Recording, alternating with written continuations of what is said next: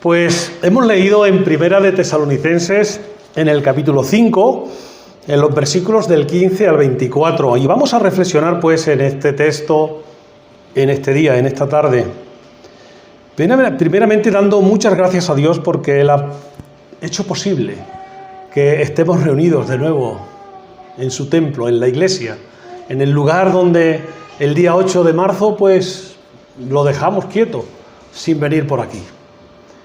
Y después hemos mantenido los cultos mediante las redes sociales, donde hemos podido comprobar cómo la Iglesia ha vivido esa espiritualidad, ese mismo sentir. Y de nuevo damos gracias a Dios, que Él ha hecho posible que ya estemos aquí de nuevo. Aunque no está toda la congregación, porque la capacidad nuestra es la que es, pero seguramente nos iremos rotando y asimismo pues les iremos dando las grabaciones de las reflexiones bíblicas. Recordemos que Dios es fiel, siempre lo es, siempre lo ha sido y siempre lo será. Obedecer los mandamientos del texto que hemos leído es algo importante. Dice, estad siempre gozosos, orad sin cesar, dad gracias en todo. Esto quiere decir que hemos de dar gracias a Dios en todo momento y por todo. Cuando hacemos una decisión y la hacemos consciente para ver lo que Dios dice, estamos empezando a ver de un modo diferente la gente que nos rodea y las circunstancias. Y lo vemos desde una nueva perspectiva, desde una nueva visión. Cuando hacemos la voluntad de Dios, descubrimos que es fácil estar gozosos y ser agradecidos. No podemos pasar todo el tiempo quizás sobre nuestras rodillas orando, pero es posible, es muy posible, asumir una actitud de oración todo el tiempo. Fijaros, orar sin cesar.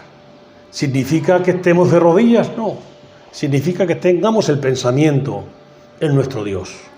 Esta actitud se construye sobre ese reconocimiento de nuestra dependencia absoluta de Dios.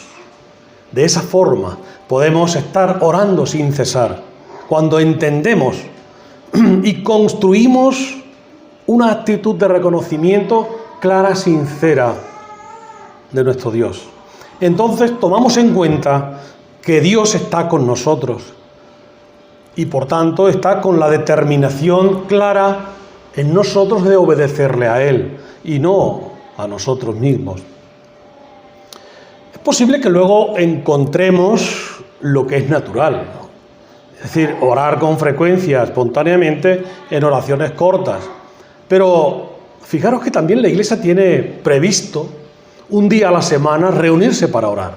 Este día son los jueves, que todavía no están ni forman parte del protocolo de apertura, pero que mantenemos nuestros cultos de oración cada jueves a las 7:30, como bien conocéis y bien sabéis.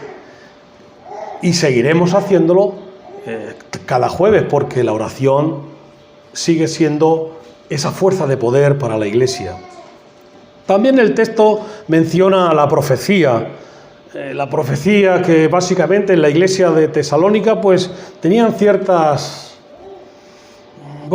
desavenencias en relación a, sobre todo, las lenguas, ese don que muchas veces pues es complicado para entenderlo algunos, ¿no? Esos dones espirituales que algunas veces son malentendidos y pueden causar incluso divisiones en las iglesias.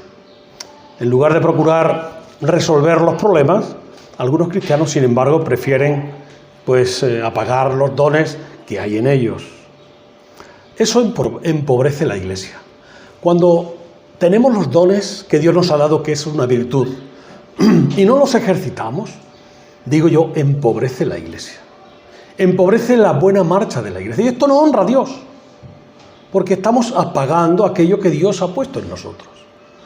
La iglesia se desarrolla, la iglesia crece a través del ejercicio de las capacidades que Dios ha puesto en nosotros.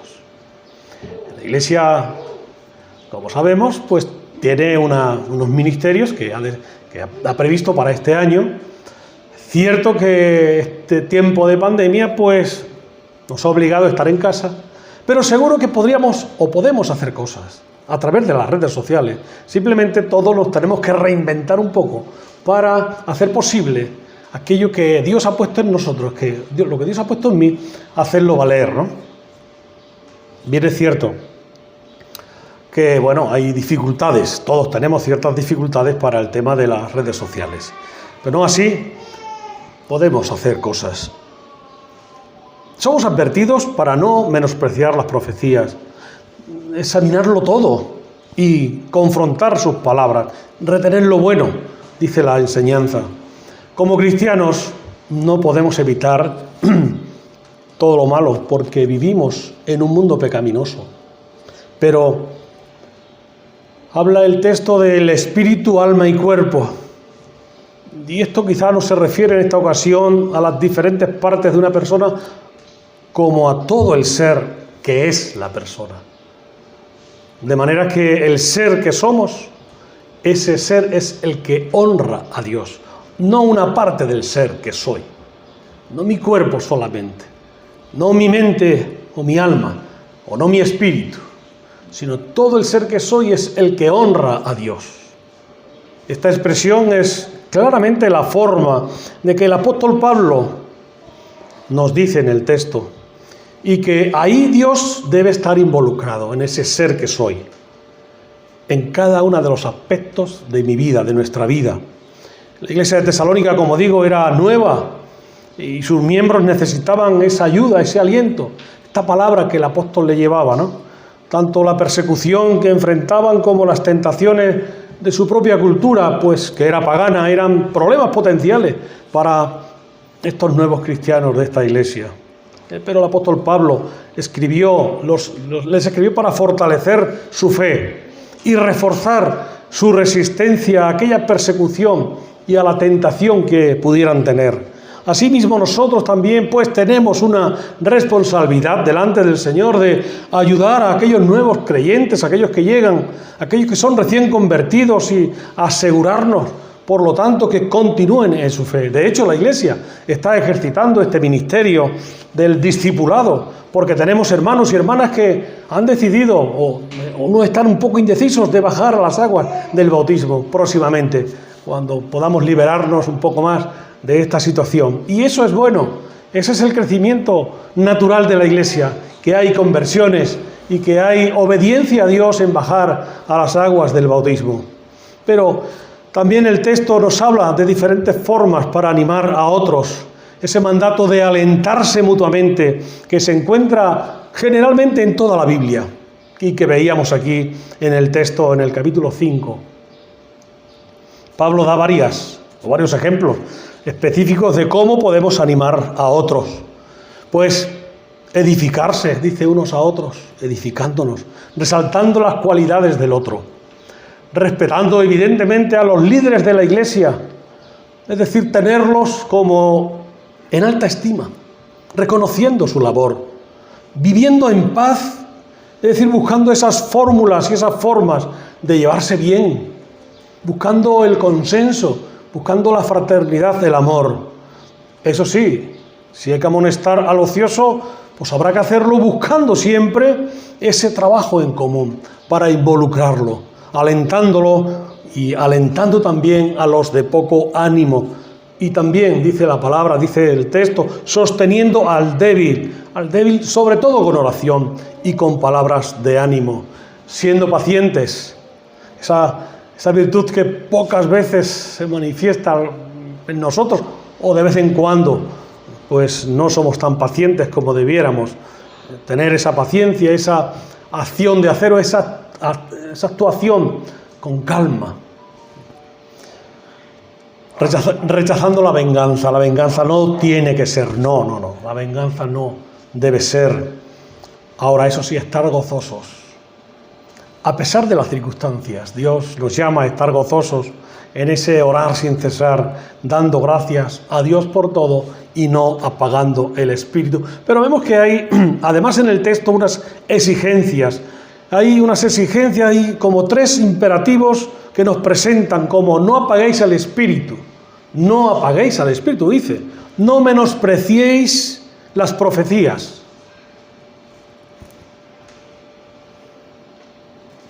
Y no participéis de lo malo. Creí que no tenía sonido.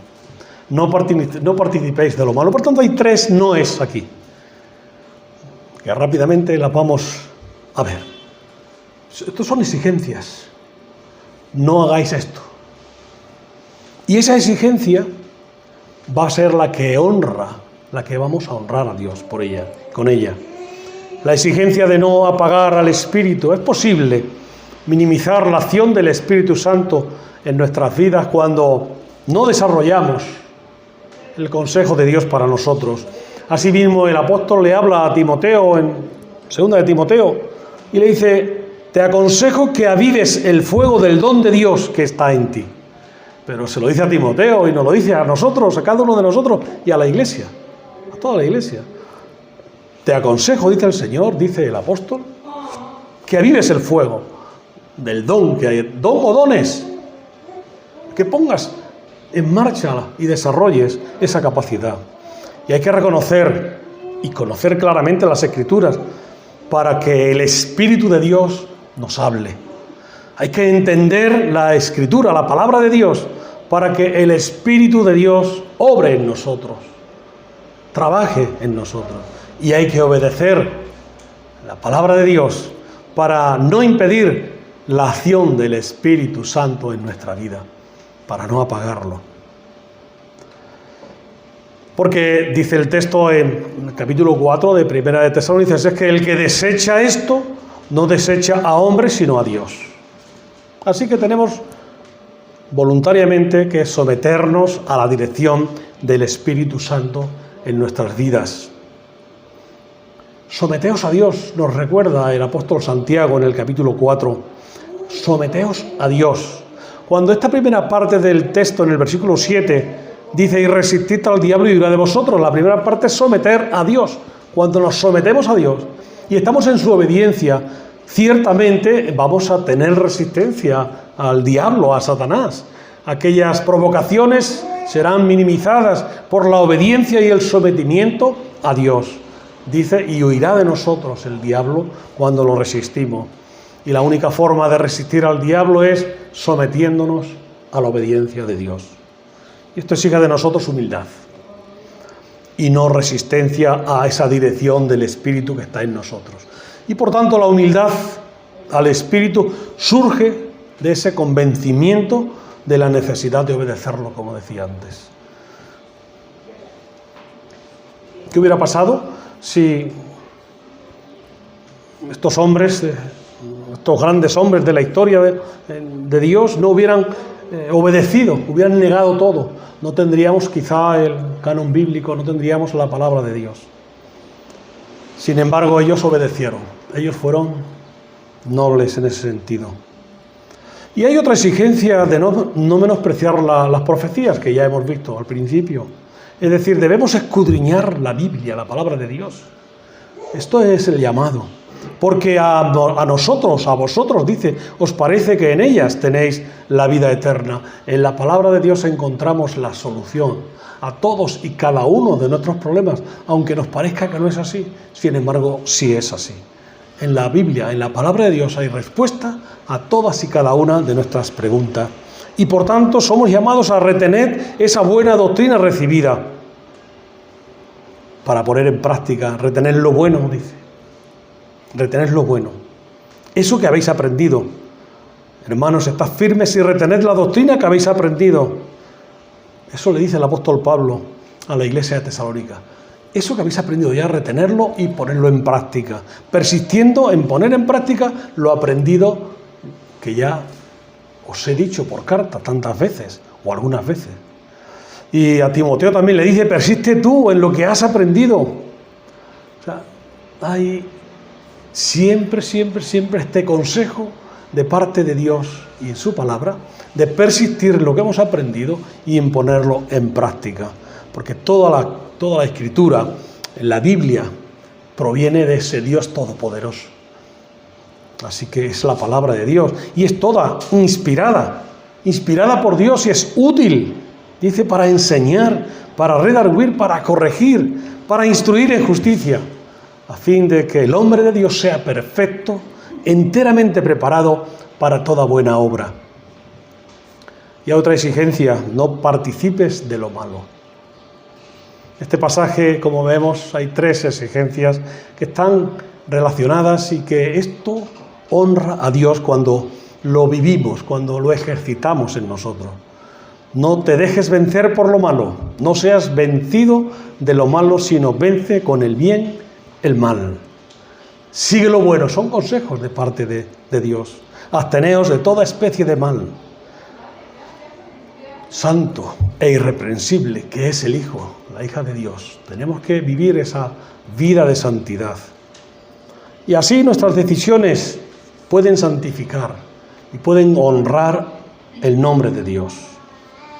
Claramente, cuando no participamos de lo malo y nuestras decisiones son guiadas por el Espíritu Santo, esto honra a Dios. Decía al principio que hemos elaborado este protocolo guiado por el Espíritu Santo. Estamos abriendo las puertas del templo, no por nuestra cuenta, sino porque hemos orado a Dios, hemos sido guiados por el Espíritu Santo y estamos en ese andar, ese camino nuevo que nos muestra la circunstancia y la vida. Esto sí, pues, teniendo la precaución de vida, pero andamos por fe. Dios protege a su pueblo, Dios quiere seguir protegiendo a su iglesia cuando las decisiones las tomamos conforme a la voluntad de Dios. Por tanto, vemos estos noes que son exigencias en la vida de cada uno de nosotros. Exigencias que honran a Dios. No apagues al Espíritu que está en ti.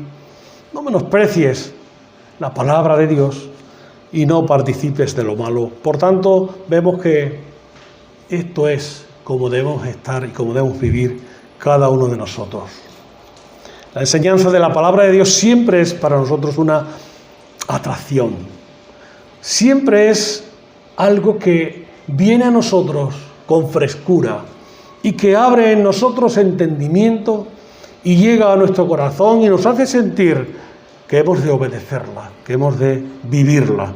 Dios quiere que cada uno de nosotros tengamos la exigencia propia de honrarle a Él.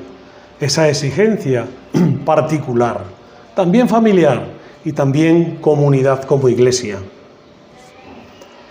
Quiera Dios que así sea.